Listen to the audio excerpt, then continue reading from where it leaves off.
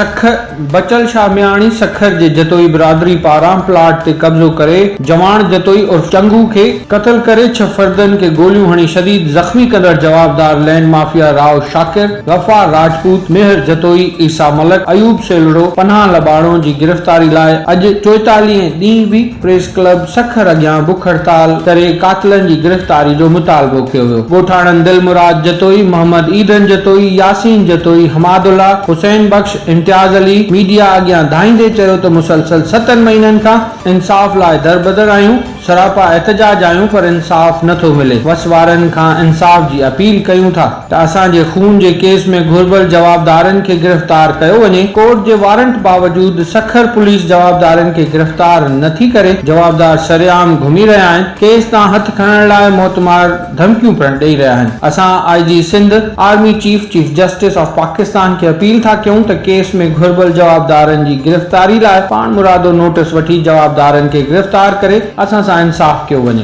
नाज़रीन, ही हुई हिन वक्त जी अपडेट। वधीक अपडेट्स लाइ ॾिसंदा रहो www.voiceofsindhnews.com ते लॉग इन थियो ऐं अपडेट रहो।